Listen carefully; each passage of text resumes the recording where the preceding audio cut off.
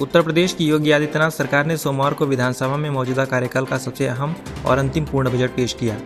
Budget में प्रदेश के 10 शहर स्मार्ट योजना के तहत चयनित किए गए हैं।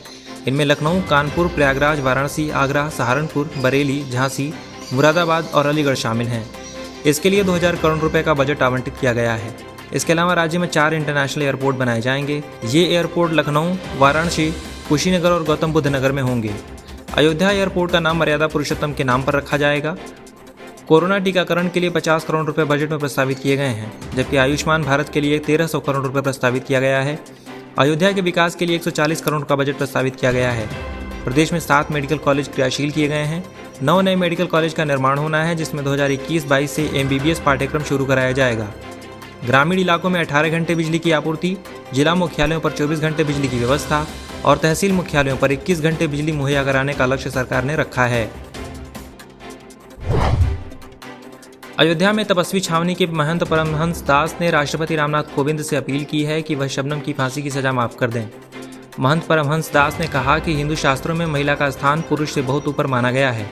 एक महिला को मृत्युदंड देने से समाज का भला नहीं होगा, बल्कि इससे दुर्भाग्य और आपदाओं को न्योता मिलेगा।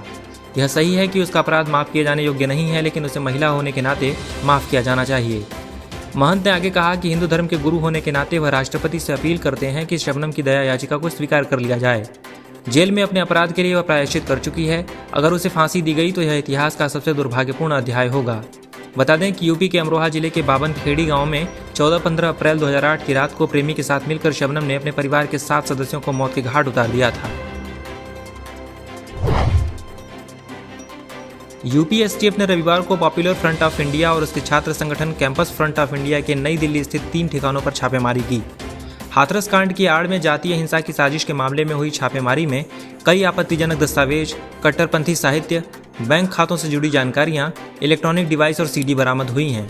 STF ने यह कार्रवाई CFI के राष्ट्रीय महासचिव रऊफ शरीफ के रिमांड के दौरान हुई पूछताछ के बाद की है।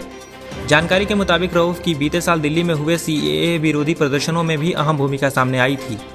वह हाथरस कांड में जातीय हिंसा फैलाने की साजिश में भी मुख्य आरोपी है। हाल ही में STF ने उसे प्रोडक्शन वारंट पर केरल से यूपी लाई थी।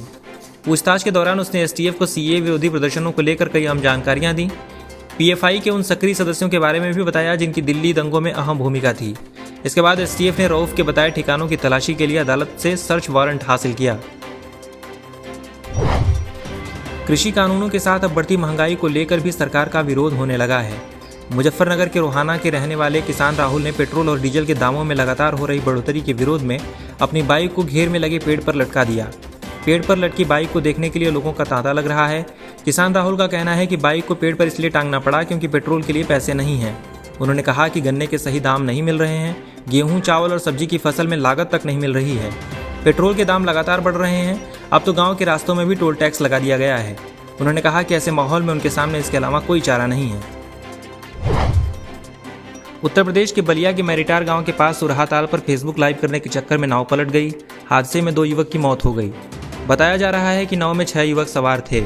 बांसडीह कोतवाली के प्रभारी राजेश कुमार सिंह ने बताया कि गांव मैरिटार के 6 युवक रविवार दोपहर एक छोटी नाव से सुरहा ताल के बीच बने टीले पर जाने के लिए निकले थे। नाव पर कोई चालक नहीं था। युवक खुद ही नाव चला रहे थे। नाव पर युवक मौज मस्ती के क्रम में हंसी मजाक करते हुए फेसबुक लाइव करने लगे। इसी दौरान नाव अनियंत्रित होकर पलट गई। नाव के पलटने से सभी नाव सवार युवक डूब गए। आवाज़ सुनकर पास ही मछली मार रहे मल्लाहों ने सभी 6 युवकों को ताल से बाहर निकाला। इसमें 2 युवकों की स्थिति गंभीर होने पर उन्हें जिला अस्पताल ले जाया गया, जहां दोनों युवकों को मृत घोषित कर दिया गया।